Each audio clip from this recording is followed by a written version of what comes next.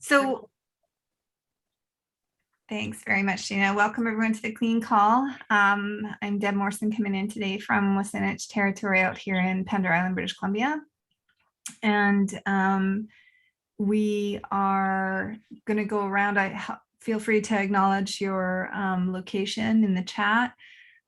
It's an informal conversation today. If folks have any specific question that they wanted to direct the conversation around, it'd be great to put that in the chat and we can kind of crowdsource how we think we're going to have this conversation today.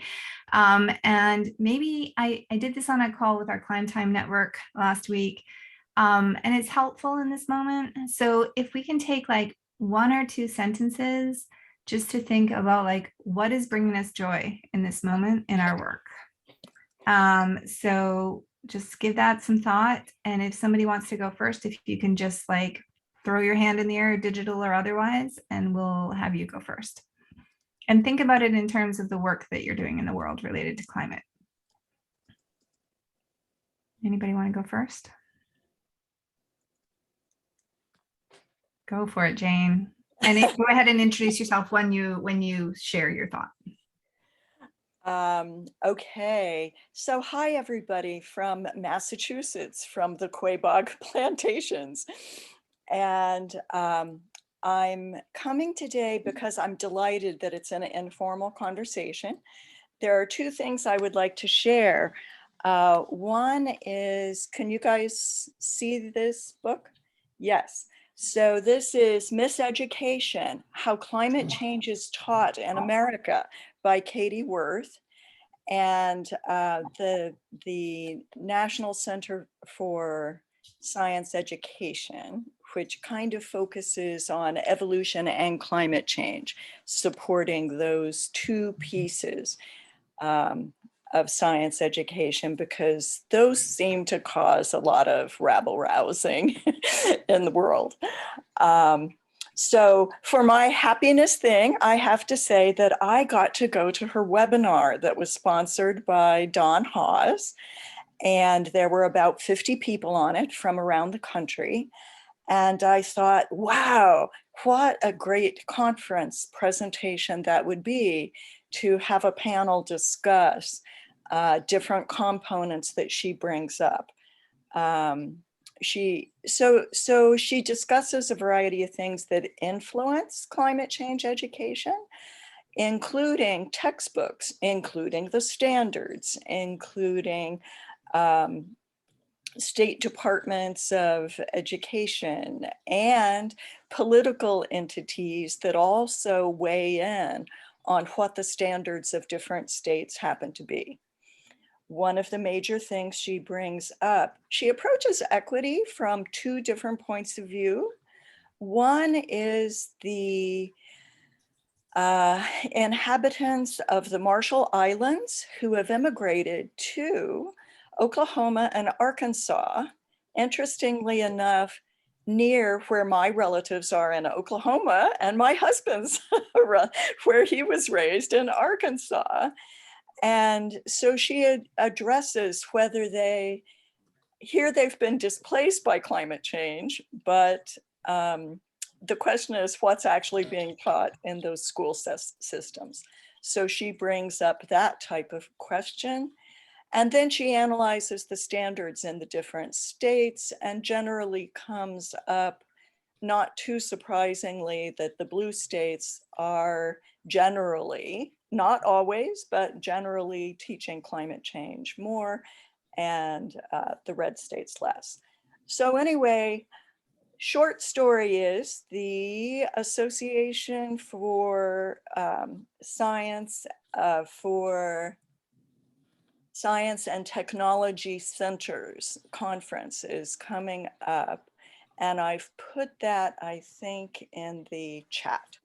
So if there's anyone who's interested in looking at she tells stories about positive. Jane, I'm going to pause you for a second. Yeah. I'm going to pause you for a second, but I want to come back to this conversation broadly on Katie Worth. I just want everybody else to introduce in first. Exactly. Yeah. Thank you. Yeah. All right. Who's next? So introducing in and like what is bringing you joy in your work? Eric, you're next to Jane on my screen, so I'm going to nominate you. Sounds good, Deb. Thanks.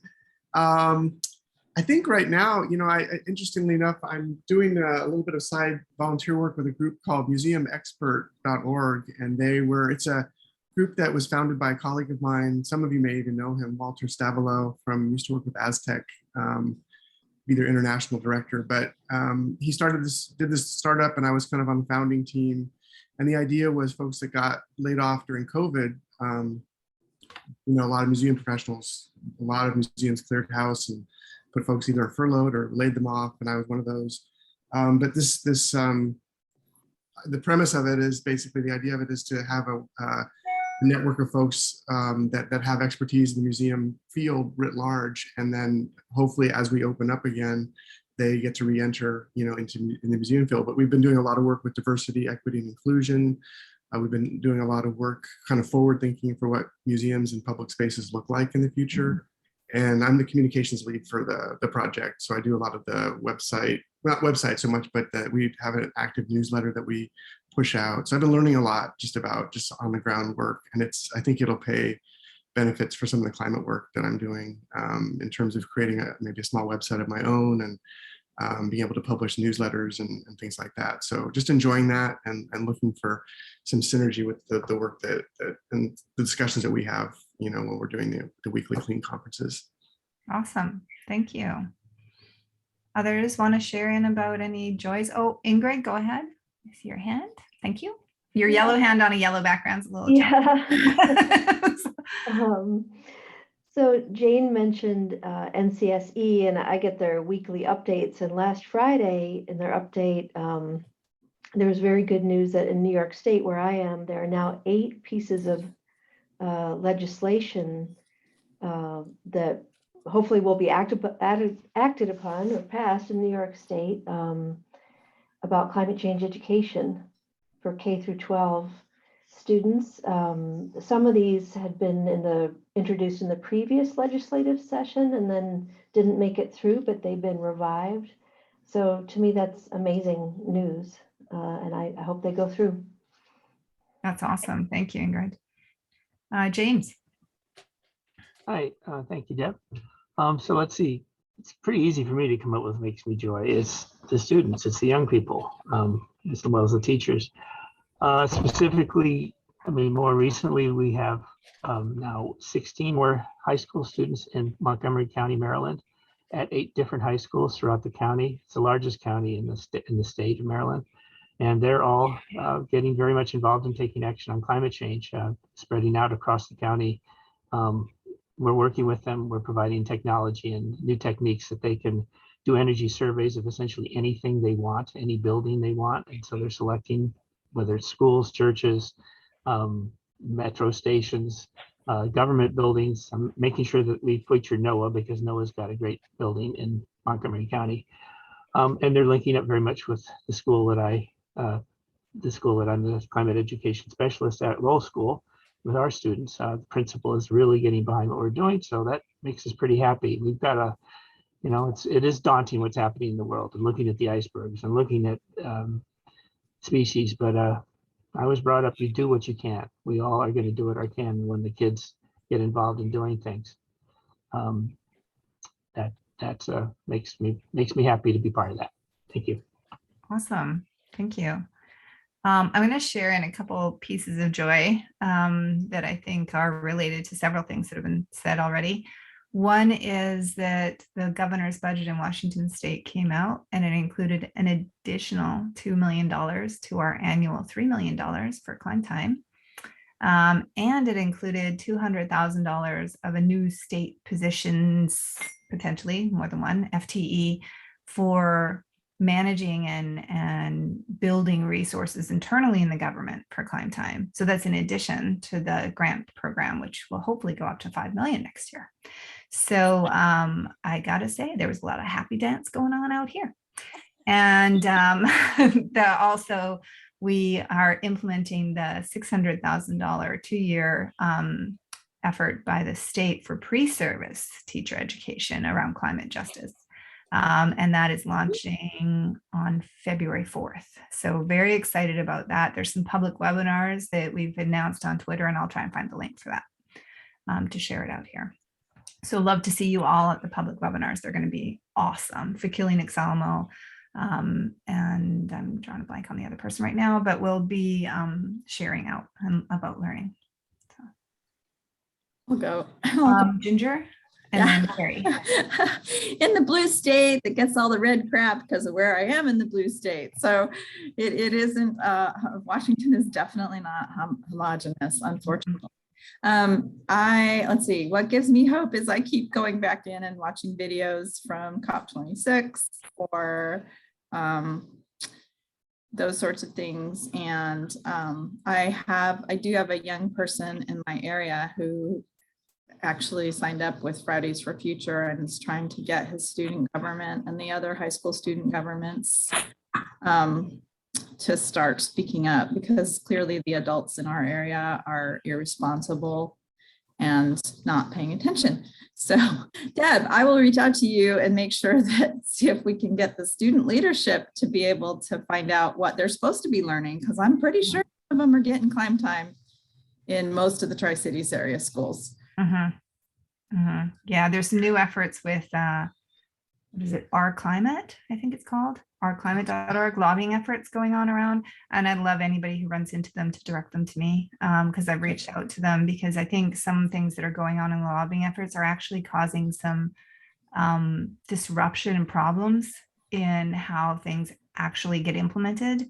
Because like some people are asking for new standards around climate change. We have standards around teaching climate change. We just need to implement them. And if somebody forces us into like a new standards process, it's going to suck up a bunch of air in the system and cause problems. Well, and who's really behind it? You know, I mean, I know. Area, we've got a Koch funded think tank out of Olympia that seems to guide most of our elected officials. And yeah, for sure. Carrie, I think, was next, and then Tiffany and Wendy. Carrie Herndon. Something that's giving me joy right here in the moment is hearing National Center for Science Education talked about so much, because that's who I work for.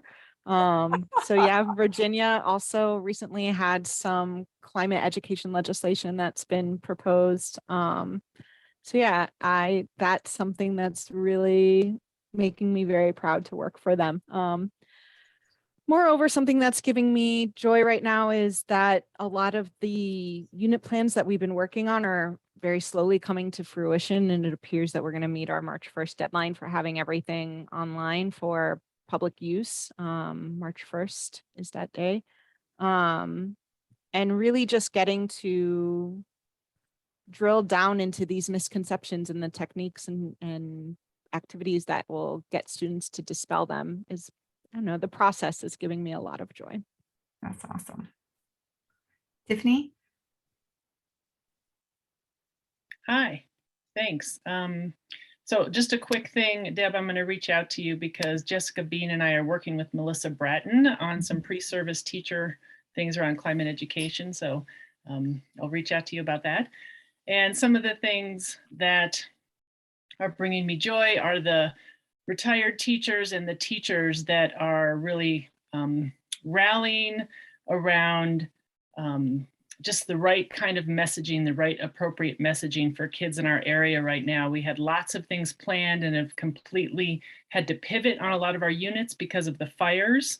Climate change leads to drought, leads to, we have 991 families that lost their homes on December 31st. And so we have, and also thankful for Jessica Bean, who's been sharing her experiences, her family losing her house in the Santa Rosa fire, and that's been really, really helpful. It's tricky. We've had, so joyful of all these students that are willing to participate, but recently, and I'm kind of seeking some people's advice if you can on this, we had lots and lots of kids advocate with the Louisville City Council on new building codes, specifically net zero building codes. And now those codes have become the lightning rod of people rebuilding. There's all this misinformation out there about the expense of new building codes. And so I'm trying to keep the kids out of the fray because the kids were the ones who advocated for the building codes. So, I mean, the real culprit here is supply chain, people, the gap of their insurance. It is, you know, labor shortages. It is that Louisville is one of the most expensive areas to live on the Front Range, but the building codes, the net zero building codes are being held up as prohibiting people to be able to build back. And so it's balancing empathy with my own friends who have lost their home with an opportunity to truly build back better after this fire. So it's been really tough, and we have a lot of kids that are kind of in the conversation. And so any advice anyone has about kind of protecting kids in the midst of their advocacy, because the kids are kind of becoming a little bit of the target because of their advocacy. So yeah, I'm just throwing that out there because I have another meeting at 11:30. So if anyone has any advice, this is what I'm in the middle of right now. Okay, thanks for that. I'm gonna pin that one as a topic because I have some ideas on that too. Wendy? Hey everybody, Wendy Abshire, AMS Education for the, I don't think we have anyone new. I still have to define acronyms. American Meteorological Society. I'll keep mine real short. The thing that's giving me joy is that despite the many barriers to teachers making time for professional development right now, we have teachers coming forward to participate in our current spring semester, which kicks off today, so that they can inform themselves about climate science, climate data sets to use in the classroom and the classes going forward. And if I were a teacher in a classroom right now, I think that making time for professional development wouldn't be at the top of my list. And I am motivated by those teachers that are still making time to learn, improve, so that they can share with their students. So that's my joy. Yeah, I'm with you on that, Joy. I attended 2 of the NSTA regional meetings in the fall, and I was so impressed by the number of people. We had people out the door for the climate related sessions. So like really impressed. Anyone else want to share in anything around joy? And then we have a couple topics that have been lifted. Can I make an Go ahead, Gina. Go ahead, Gina. So first of all, we at Ceres have a lot of people around us who were affected by the fires, and we've been having a lot of really great conversations among our staff about dealing with climate anxiety and kind of the hopelessness around climate change. And while, it's not, like a super positive thing to be talking about, I do feel positive after the conversation. So that's my thing. I think it's just good to have conversations about stuff like that. And then if I can, before we get into the conversation, I wanted to make an announcement that tomorrow, Tamara Ludley will be leading an En-ROADS webinar with Clean. It's in the afternoon. I'll put the registration link in the chat, but we are trying to bump up registration. So if you can join or want to share it, please feel free. We're going to be doing En-ROADS with Tamara. Thank you. And I'm not sure who's on the phone, but I thought you might want to take a moment and share in as well. Yeah, go ahead. It's just Ginger. I have to switch because I have to give somebody a ride somewhere. No worries. Thanks, Ginger. Okay. Thanks for checking. Okay. Anyone else want to share in?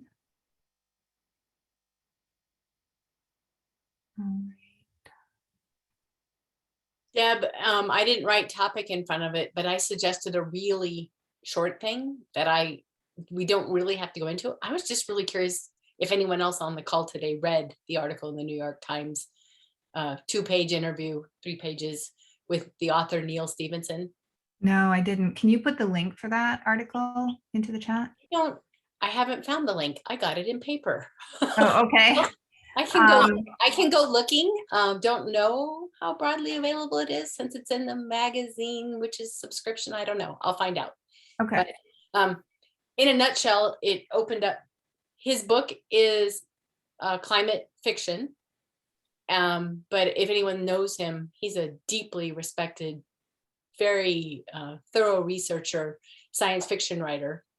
And he was giving his thoughts that informed his writing of the book about how you change people's minds in the context of climate change. And he was referencing an 1870s philosopher. And even though the article is really short, it connected a few dots for me and showed me sort of why is it so hard what we're doing. So That'd be great. Yeah. And even if you put the name of the article, I can probably find the link for you. well, what's weird is it doesn't seem to have a name. So Oh, anyway, yeah. let me see if I can find the Okay. link. And if I can find the link, I will put it in there. But just wanted to see if anyone else went, oh yeah, I read that. Or just type in the name of the author. Yeah. Well, I can certainly do that. But while we're talking, I'll go see if I can find a direct link. Okay. Okay. And then one of the other things that came up in the sort of sharing, and Tiffany, Jen Kretzer, do you know Jen? Yeah, so I would reach out to her because the work that she's done with the Youth Climate Summits, she probably has some toolkits in there about how to protect youth, and she's quite likely had a lot of conversations around that. The other person I would check with is Kristen Poppleton at Climate Generation, because she's also done a lot of work with youth, and they both took youth with them to COP. So they have thought carefully about how to engage with youth. All right, so a couple things. The other thing that was, there's a topic around funding and then the miseducation conversation. If we could come back to the miseducation conversation for a second. So there's a lot of, like, the book is a really interesting thing. And thanks to Jen Kretzer, I got tapped to be on a NPR On Point interview with Katie Worth when the book originally was launched. Like, that was before the one that with Dawn. So I know in the one with Dawn, she actually mentions Climb Time. And I think that came out of the conversation that her and I had on the NPR podcast earlier that week. And I was asked because people wanted to know, well, if there's all these problems with climate change education, what are some of the solutions? And I was like, I have some. so which was great. So then the other thing that happened, there's several things that are starting to spin out because of that in the last couple of weeks. One is that Ethical Schools approached me because they were doing a podcast on Katie Worth. And so they asked me to do an hour podcast as well. And so I did that, and it's now posted. So who knows what I really said, but I haven't listened to it. I'm too afraid. But I'll find that for you, the full site of it. And they also sent around their newsletter, and they actually quoted me at the top of their newsletter, something about, like, I believe we should perforate the school wall. And I was like, yes, I love that, like, thinking. So I was like excited that they caught that. So just here's the Ethical Schools podcast overall. Somewhere in there is the one that I did, and one by Katie Worth on miseducation. So helpful to see the different ways that she's talking about the work. And I know she has actually started naming Climb Time and other kinds of work that's going on in the US as solution-centered efforts. So that's really good news. And then the last piece is that her and I are hopefully, we've been emailing back and forth. Katie Worth and I have been emailing back and forth. Yep. So hopefully we'll actually come up with some new and interesting project that can highlight all of the work that we've done collectively, and like actually lift that as like the next phase of a book that could, or a project like All We Can Save, but much more geared at education. And thinking around, like, what are some solutions that are in play already and that we are dreaming forward about. So I'm pretty excited about the way that's going. Thank you so much for sharing that, because she did say that when she wrote the book, she had focused more on the causes and the roots of what was being offered, more than she was thinking about the future and the solutions to that. So thank you. That's really good to hear. And there's the specific one from Ethical Schools that was the one I did. And this is the one from Katie Worth.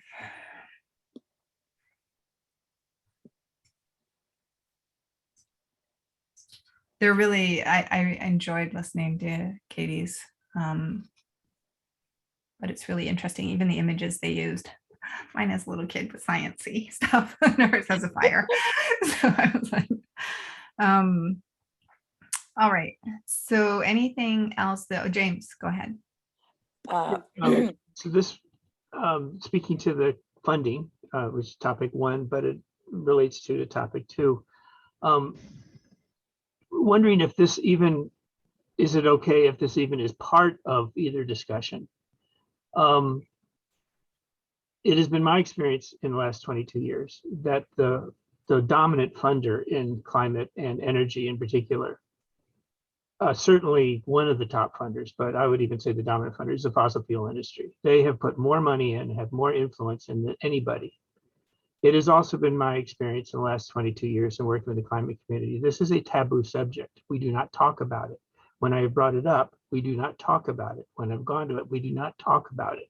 We don't talk about what they're funding. We don't talk about what they do. When they fund you, you don't talk about it. And I would even say to the people who take money from the fossil fuel industry, well, maybe it's not such a bad thing. Why don't we talk about it?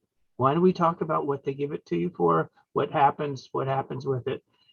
It isn't inherently bad, perhaps, right? I mean, why should it be a silent subject? Why should we keep it under?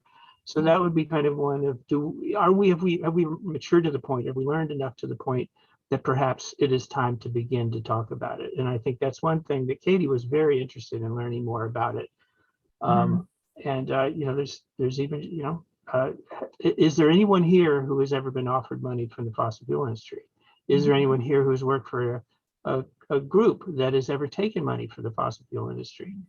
Has those that investigate things that are wrong about education, have they ever looked into what the fossil fuel industry has done? Or is this a subject that's better kept silent? So that would be a big one. I think it would be such an interesting thing to get into more deeply, because I noticed it a few years ago, not specifically related to climate change education, but related to equity and justice within science education. That there are, big companies that are fossil fuel companies that are funding efforts in science education. So like, and playing around in different areas related to equity and justice. And it's a real dilemma because it's creating this type of sort of brand recognition and I don't know how to frame it exactly, but sort of appreciation for the foundations of these organizations. And like, so does that mean you can't speak back to those organizations? How does that change the way that people are talking and working around those spaces? And so it is a ongoing sort of thing I've noticed. And I often look at the funders of different efforts to see okay, why? And that's the critical thinking kind of issue of why are we okay with these people funding, and are we really changing them, or are they influencing us in a negative way? That's insidious in some way. So, and I don't have a singular answer to that yet. I've just been something I'm paying attention to, but I certainly think we should really lift it and make it more transparent more often. This is Ginger. Since I can't raise my hand, I'm going to pop in and just say we have to be honest. Otherwise, we invite them to engage in greenwashing. And that's, that's the bottom line. It's blood money. And I actually was on the Friends of the Los Angeles River board many moons ago. And they have an annual river cleanup that was funded by Core's Clean Water 2000 or whatever their campaign was at the time. And we lost a Latino board member because he felt that Core's preyed upon his community and he didn't want to take their money.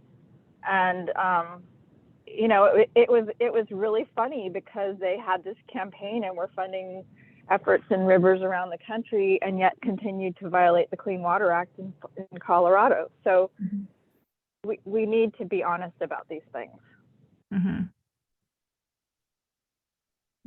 I just actually noticed it today on something else that came across my desk related to science education, and it was actually about sustainable education, and it was funded by Shell. And I was like, oh, wow, that's fascinating. So, that ethical question that we individually and collectively need to address and think about.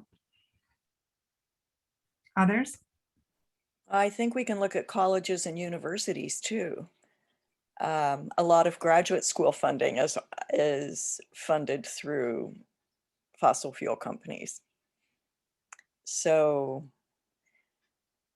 I don't know how universities are dealing with that right now, but I think people are beginning to wonder.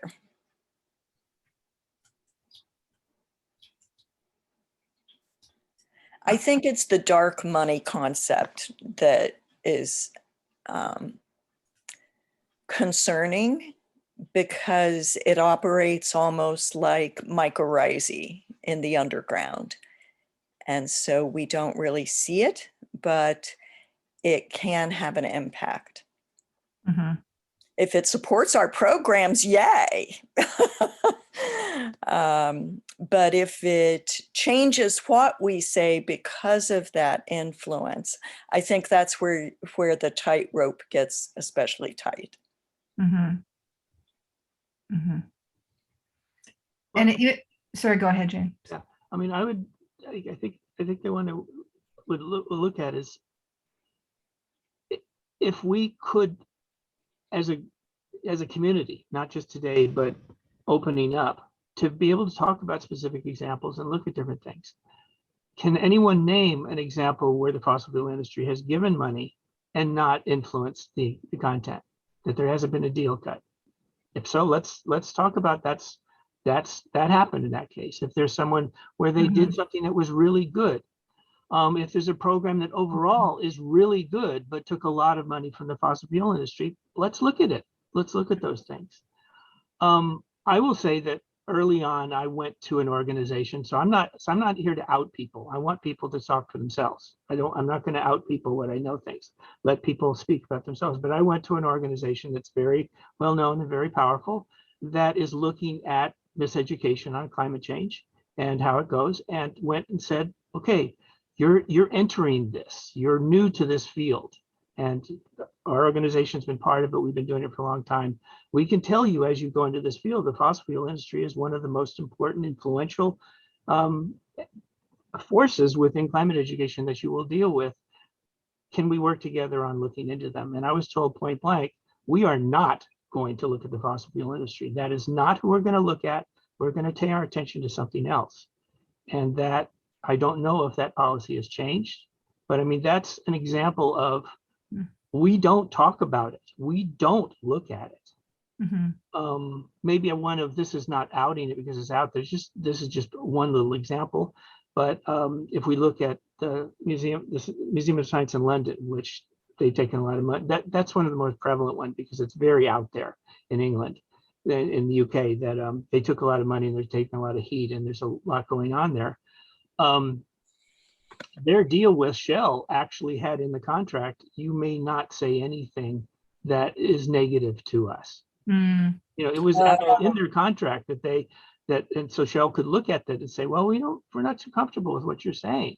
You know, it gave them an amazing veto power. That was literally in the contract, but it had a non-disclosure agreement. It only came out when someone on their staff released the documents.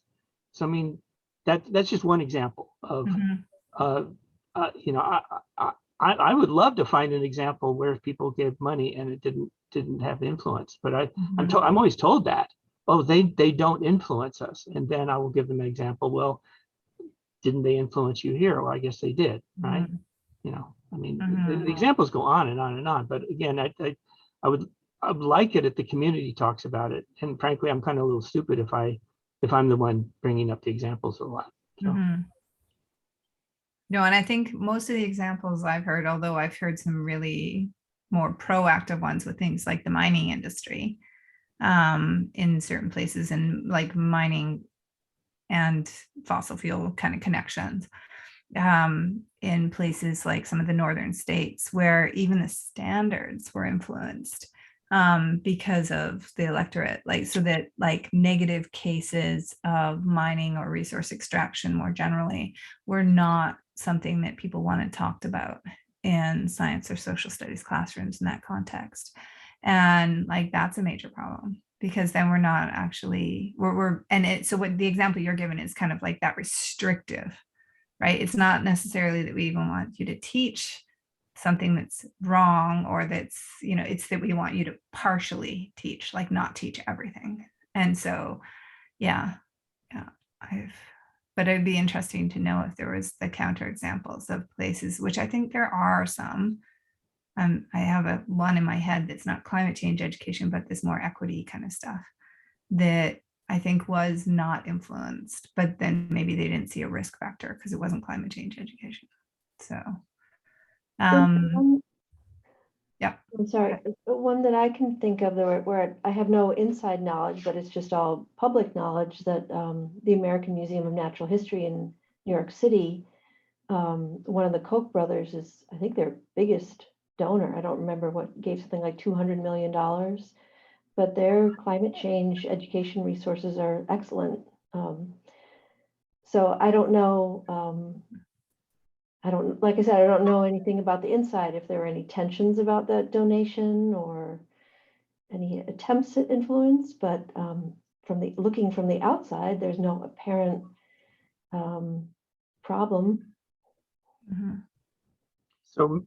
So maybe the Koch brothers aren't as bad, or maybe they're not good at influencing, or but it's if it's a subject of what went on in American Museum of Natural History, it's hard to know. It's hard to know at that. I definitely, the Koch brothers has influenced in other places in other ways. Our organization, we were approached by one of the major petroleum industry almost immediately, and they were very clear on, we're going to influence you. We will give a lot of money, but you must do things this way, and it must be scientific. And that was in coordination with the University of California, Berkeley, and University of Berkeley was ready to do it. They wanted to take the money and turn something that was basically about how global warming works and do it in a way that was scientifically wrong. They were ready to do it. When I go to the same organizations at the University of California, Berkeley, they will tout that this same petroleum industry does not influence you. They will let you do what you say. And then I'll point out, but I know a very specific example where that's exactly the opposite of what happened, and yet you continue to say that these folks are really good. So I mean, that's just one example of when we get into it, it's quite a different thing. So anyway, I mean, I agree, it can be complicated.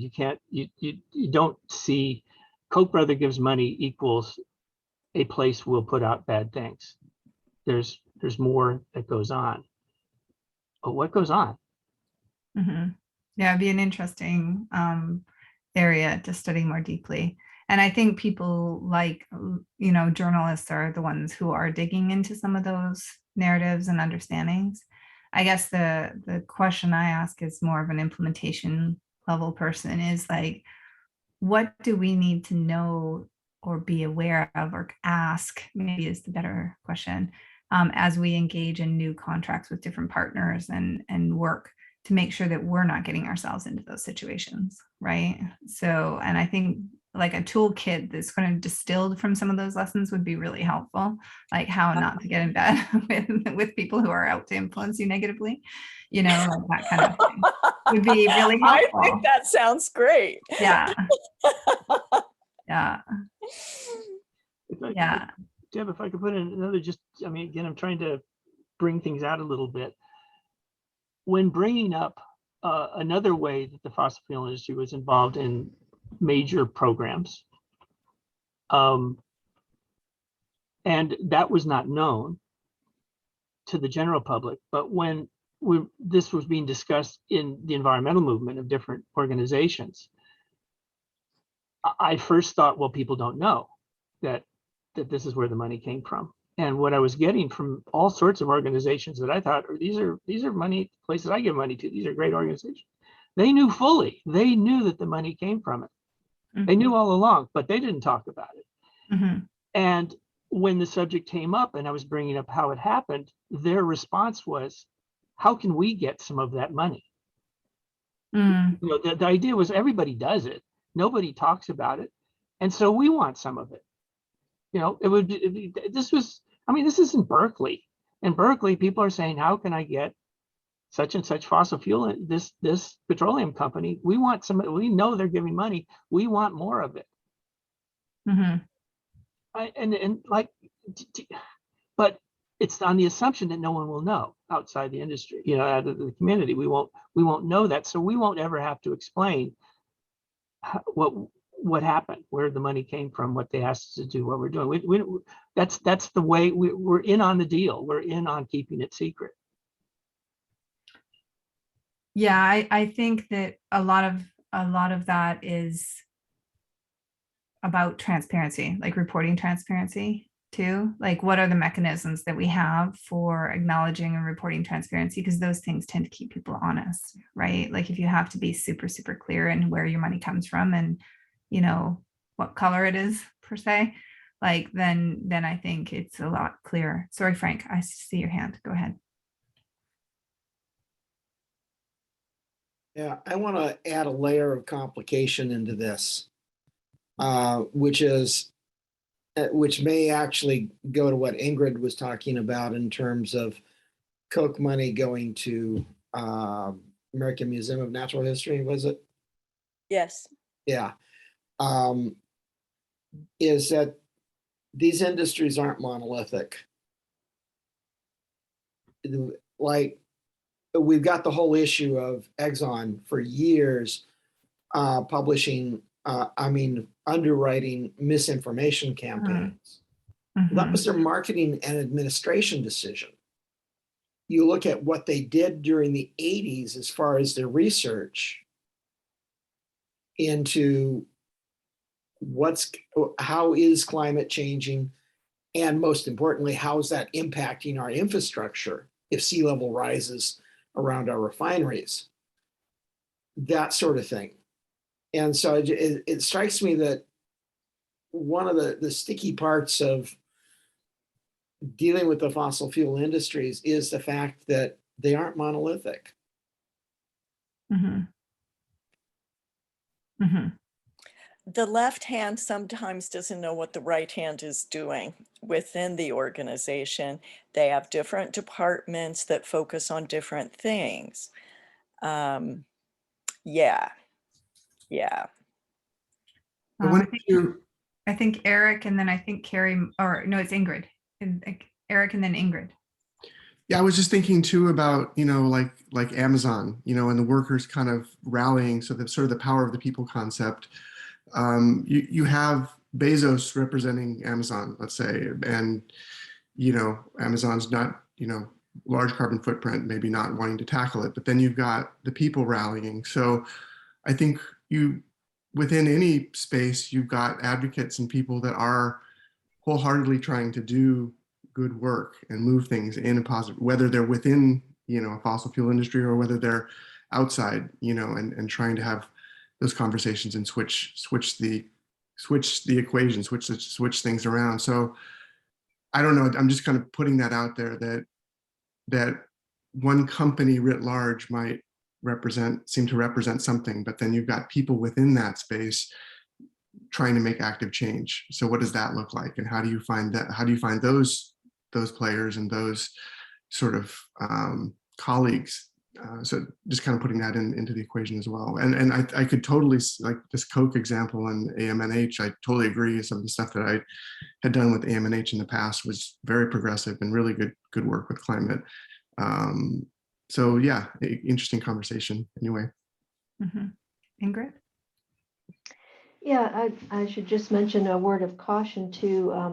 I learned about the Koch donation to AMNH through looking at their annual report. It's just all out in the open. They list who their donors are, though sometimes donors are anonymous. You don't know, but there it was. You could see the name and how much he donated. But I will caution you, if you look at annual reports of organizations, that it can be misleading, and we've had this happen ourselves. So I work for the Paleontological Research Institution, and traditionally, some paleontologists have worked in the fossil fuel industry, right, to help companies find oil. And so we sometimes get donations from paleontologists who either work for oil companies or retired from oil companies. And if you've ever worked from a company that will match your donation, that sometimes happens, right? So we'll get a donation from an individual paleontologist who, say, used to work for Exxon, and then they'll ask Exxon to, or whatever the company was, to match their donation.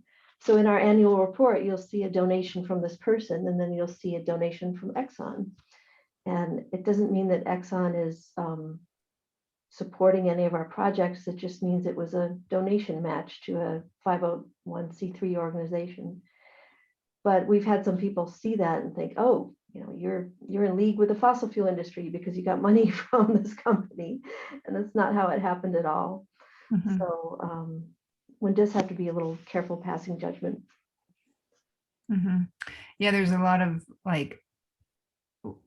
in the geosciences, I was thinking about that because I attended the American Geophysical Union meeting in December. And in the geosciences, there's some gray areas where it's a little unclear because of the kind of work that's being done. It can be leveraged for one thing or another. And yeah, but it's a good question. Just where is the ethic there? And I don't know if there's one clear answer. James? Yes. So Ingrid, definitely onto yours is a very good example what you brought up. I mean, definitely worked with Don quite a bit when that came up with basically some people or a person at the Sierra Club jumped to their conclusion. They looked at your donor list and they just jumped on it. And that's bad. That wasn't journalism at all. That was just somebody connecting a dot that really wasn't connected. Absolutely. Again, that's why it's really a problem when it is become a norm that in the organization that's receiving the money doesn't talk about it, and people can't, and you're not supposed to talk about it because we can't, it's hard. You have to get to the facts from the outside, and it's more difficult. Coming from the outside or looking at it from the outside when you don't get the participation. And by the way, this is, maybe so I'm going to make it the point that comes to your organization and things, is one of the techniques is look at what the fossil fuel industry is promoting, because they will promote things through their own industry groups and things. You'll see their own material that they put out, and then you see what's the message that they want to have put out, and where does it align? Does it align with what an educational institution is doing? That's a sign that something's going on, whether or not you see the money. And was looking at what the teacher friendly guide put out, what Don put out, what you all put out. It didn't align at all. It just didn't matter. That level of science did not support the idea that you were being influenced by the fossil fuel industry. And that was a good case of you can get it wrong, and you can get it wrong in things. You want to get to know what the messages are, and you want to see them happen. An example where this went on, they've cleaned this up, but this used to go on quite a bit, was one of the techniques to see that there's something fishy going on. There's something going on. Is if you look at a program and you see where their office is, an education, climate education, energy offices, where literally their office is, what building it is, what address it is, we would often find that there is a program that is down the hall from the lobbyists of petroleum industry or a group. I mean, literally down the hall. And then we find out who paid the rent of the education program, and it was being paid by the fossil fuel industry. So I mean, but that's what you have to do from the outside to kind of do it. But literally, that's how it happened. The lobbyists were controlling the education program. That's a technique that the fossil fuel industry is long by, that their education arm is actually under the lobbyist arm. Now they're lobbying Congress for fossil fuel, all the things with fossil fuel. They're lobbying to cut education so that schools don't have money, so they have to take money from, you name it, all these people. So that would be a question of, is that people in such and such petroleum industry who are trying to do good, and there's no coordination, it's kind of all innocent, there's some good people giving money? Or is it much more, I think sometimes we have to say these folks are really, really smart. If there's one thing I will never give the fossil fuel industry, is that they're stupid, that they're not cunning, they aren't clever. They are really clever, and they will adjust. And if we think that they're always going to be pushing denialism and pushing that they're way smarter than that. They adjust to California, they adjust to Washington, they watch Idaho, they adjust with the times. There's all kinds of messages in each of the possibilities. Companies do things differently. They're very sophisticated. But if we don't talk about it, it is like wolf in the hen house all day long. So I think I would want us to move into like the question of like what, and I think this is probably like a question to think on for the next time we're chatting, but like what specifically do we do to talk about it? Like, so what forms of conversation about this are the right forms to get that lifted as a sort of societal conversation as opposed to just among us? And like, how do we start to name that? Is that work with journalists? Is that podcasts? Is that, like, what is that conversation and what are those talking points? And James, like in thinking about this, maybe it's actually just that series of questions that we ask about like the ethics of what we're doing and the amount of control that people are trying to exert or not, and like how we're feeling or not obligated, even if they're not exerting it. Like, so a series of kind of questions to help people feel more accountable to their sources. So Gina, if we can pin that on the topic list at some point for the future, for like one of the informal conversations, I would really like to think about that and like get concrete. I'm like super pragmatist, you know that about me. Like I want to like build something so that like we do something related to this, because I think it is an important conversation. Sounds good. Do too. And I think we need to look at how all of us are connected to the fossil fuel industries because we live in this country and because we heat our homes and because we drive our cars. And there's plenty of individual things we've done to reduce the amount of fossil fuels we individually use. I expect all of us are on that track one way or another. But the country as a whole, so the parents of the children we teach, we're all tied up in this one way or another. So it's the country as a whole that is needing to do that shift. And we're looking at a very big piece of the economy of the country and how that influences everything. Mm-hmm. So I think it's a wicked good conversation. I think a toolbox sounds like a really good idea. Mm-hmm. All right, I'm going to pause us, I believe.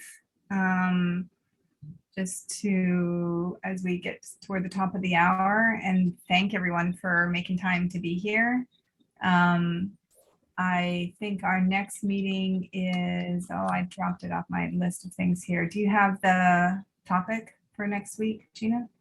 Yep, we have Margaret Wang from Subject to Climate coming next week to give a presentation, and Tamara is going to be facilitating that.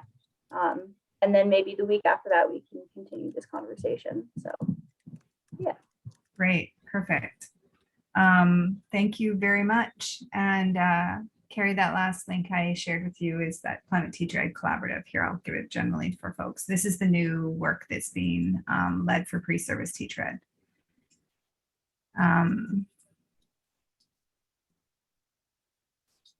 So just so you know what's going on, this is our initial flyer around it, but it's not a wide open initiative yet. It's still just a network development initiative. All right. Thank you all. Can you email that? Can you email that? Yeah, I can send that to you, Ginger. Yeah. Yeah. Thank you. All right. Have a good day, everyone. Yeah. You too. Stay safe. Thanks, Deb. Thanks for the joy, Deb. Bye. Bye, everybody. Thanks. Thanks, Deb.